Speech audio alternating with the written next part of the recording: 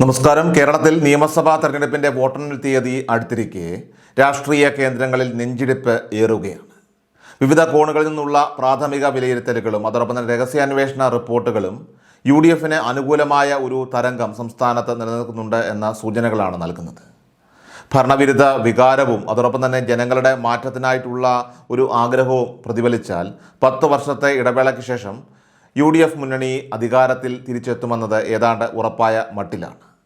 ഈ ആത്മവിശ്വാസമാണ് തെരഞ്ഞെടുപ്പ് ഫലം വരുന്നതിന് മുൻപ് തന്നെ മുഖ്യമന്ത്രി പദവിയെക്കുറിച്ചും മന്ത്രിസഭ വിഭജനത്തെക്കുറിച്ചുമുള്ള ചർച്ചകൾ UDF കേന്ദ്രങ്ങളിൽ ഇപ്പോൾ സജീവമാക്കാനായിട്ട് കാരണമായത്.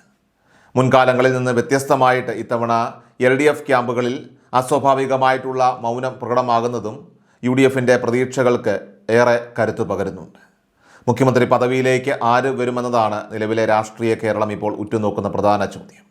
അനുഭവ സമ്പത്തും ദേശീയ തലത്തിലുള്ള സ്വാധീനവും പരിഗണിച്ച് AICC ജനറൽ സെക്രട്ടറി KC വേണുഗോപാലിൻ്റെ പേരിനാണ് ഹൈക്കമാൻഡ് വൃത്തങ്ങളിൽ കൂടുതൽ മുൻതൂക്കം ലഭിക്കുന്നത്.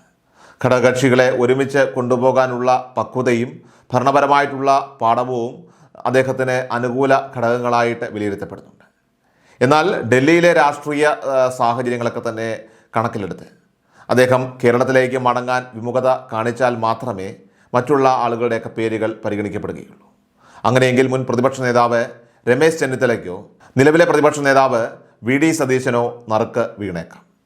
ഇരുവരും പാർട്ടിക്കുള്ളിലും മുന്നണിക്കുള്ളിലും ശക്തമായ സ്വാധീനമുള്ള നേതാക്കളായതിനാൽ തന്നെ മുഖ്യമന്ത്രി പദവിയെ ചൊല്ലിയുള്ള അന്തിമ തീരുമാനം ഹൈക്കമാൻഡിന് വലിയൊരു വെല്ലുവിളിയായിരിക്കും. മന്ത്രിസഭാ രൂപീകരണത്തിൽ ഇത്തവണ ഗ്രൂപ്പ് താൽപ്പര്യങ്ങളെക്കാൾ കൂടുതൽ പ്രാധാന്യം നൽകുന്നത് യോഗ്യതയ്ക്കും ജാതി മത സമവാക്യങ്ങൾക്കുമായിരിക്കുമെന്നാണ് സൂചന.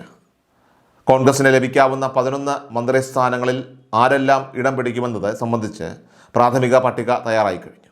മുഖ്യമന്ത്രി പദവി നായർ സമുദായത്തിന് ലഭിക്കുകയാണെങ്കിൽ അതേ സമുദായത്തിൽ നിന്നുള്ള മറ്റ് പ്രമുഖ നേതാക്കൾക്ക് മന്ത്രിസ്ഥാനം നഷ്ടപ്പെടാനുള്ള സാധ്യതയുണ്ട്. ഉദാഹരണത്തിന് ഇപ്പോൾ KC വേണുഗോപാൽ, രമേശ് ചെന്നിത്തല, VD സതീശൻ എന്നിവർ മുൻനിരയിലുണ്ടാകുമ്പോൾ തിരുവഞ്ചൂർ രാധാകൃഷ്ണൻ അതോടൊപ്പം തന്നെ PC വിഷ്ണുനാഥ് തുടങ്ങിയ മുതിർന്ന നേതാക്കളെ സ്പീക്കർ പദവി പോലുള്ള മറ്റ് സ്ഥാനങ്ങളിലേക്ക് ഒരുപക്ഷെ മാറ്റിയേക്കാം. എങ്കിലും വട്ടിയൂർക്കാവിൽ നിന്ന് വിജയിച്ചാൽ K മുരളീധരൻ മന്ത്രിസഭയിൽ ഉണ്ടാകുമെന്ന് ഏകദേശം ഉറപ്പാണ്. സാമുദായിക പ്രാതിനിധ്യം ഉറപ്പാക്കുന്നതിനായിട്ട് ഈഴവ, ക്രൈസ്തവ, മുസ്ലിം വിഭാഗങ്ങളിൽ നിന്ന് പ്രമുഖരെ മന്ത്രിസഭയിൽ ഉൾപ്പെടുത്തും. ഈഴവ വിഭാഗത്തിൽ നിന്ന് M ലിജു, ബിന്ദു കൃഷ്ണൻ എന്നിവർക്കാണ് കൂടുതൽ സാധ്യത കൽപ്പിക്കപ്പെടുന്നത്. ക്രൈസ്തവ വിഭാഗത്തിൽ നിന്ന് KPCC അധ്യക്ഷൻ സണ്ണി ജോസഫ്, മാത്യു കുഴൽനാടൻ എന്നിവരുടെയൊക്കെ തന്നെ പേരുകളും പരിഗണനയിലുണ്ട്. മുസ്ലിം വിഭാഗത്തിൽ നിന്ന് T സിദ്ദിഖ് മന്ത്രിയാകുമെന്ന് ഏറെക്കുറെ ഉറപ്പാണ്. വനിതാ പ്രാതിനിധ്യം ഉറപ്പാക്കാനായിട്ട് ഷാനിമോൾ ഉസ്മാനോ ബിന്ദു കൃഷ്ണയോ മന്ത്രിസഭയിലേക്ക് എത്തും. തീരദേശ മേഖലയുടെ പ്രതിനിധിയായിട്ട് TN പ്രതാപനെയും പട്ടികജാതി വിഭാഗത്തിൽ നിന്ന് VP സജീന്ദ്രനെയോ അല്ലെങ്കിൽ AP അനിൽകുമാറിനെയോ മന്ത്രിസഭയിലേക്ക് ഉൾപ്പെടുത്താനാണ് കോൺഗ്രസ് ആലോചിക്കുന്നതെന്നാണ് റിപ്പോർട്ട്. ഘടകകക്ഷികൾക്ക് അർഹമായ പ്രാതിനിധ്യം നൽകുക എന്നത് UDFനെ സംബന്ധിച്ച് ഏറെ നിർണായകമാണ്. മുസ്ലിം ലീഗിന് 5 മന്ത്രിസ്ഥാനങ്ങൾ വരെ നൽകേണ്ടി വരും. കൂടാതെ കേരള കോൺഗ്രസ് ജോസഫ് വിഭാഗത്തിന് 2 മന്ത്രിസ്ഥാനങ്ങളും ഷിബു ബേബി ജോണിൻ്റെ RSPക്ക് 1 മന്ത്രിസ്ഥാനവും ലഭിച്ചേക്കാം. അനൂപ് ജേക്കബ്, KK രമ തുടങ്ങിയവർക്കും മന്ത്രിസഭയിൽ ഇടം നൽകേണ്ടി വരും. Mani C Kappan, PV Anvar, CP John എന്നിവർ വിജയിക്കുകയാണെങ്കിൽ അവർക്ക് ടേം വ്യവസ്ഥയിൽ മന്ത്രിസ്ഥാനം നൽകുന്ന കാര്യവും ചർച്ചയിലുണ്ട്. കോൺഗ്രസ് 55ലേറെ സീറ്റുകൾ നേടി കരുത്തുറപ്പിച്ചാൽ പോലും ഘടകകക്ഷികളുടെ ആവശ്യങ്ങൾ കൂടി പരിഗണിക്കുമ്പോൾ പല പ്രമുഖ നേതാക്കളെയും മന്ത്രിസഭയിൽ നിന്ന് മാറ്റി നിർത്തേണ്ടി വരുന്നത് തീർച്ചയായിട്ടും മുന്നണിക്കുള്ളിൽ വലിയ വെല്ലുവിളിയായി മാറും.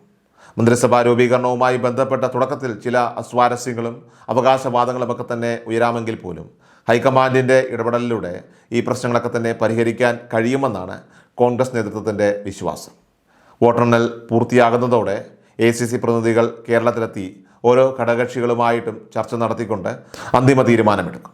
ഏതായാലും 10 വർഷത്തെ ഇടവേളയ്ക്ക് ശേഷം ഭരണം ലഭിക്കുന്നത് മുന്നണിയുടെ നിലനിൽപ്പിന് അത്യാവശ്യമായതിനാൽ തന്നെ ഐക്യത്തോടെ മുന്നോട്ട് പോകാനാണ് നേതാക്കളുടെയൊക്കെ തന്നെ തീരുമാനം. ഫലപ്രഖ്യാപനത്തിന് പിന്നാലെ കേരളത്തിൽ പുതിയൊരു ഭരണമാറ്റത്തിനും വികസന കാഴ്ചപ്പാടിനും UDF തുടക്കമിടുമെന്ന പ്രതീക്ഷയിലാണ് ഇപ്പോൾ അണികളും അനുഭാവികളുമൊക്കെ തന്നെ.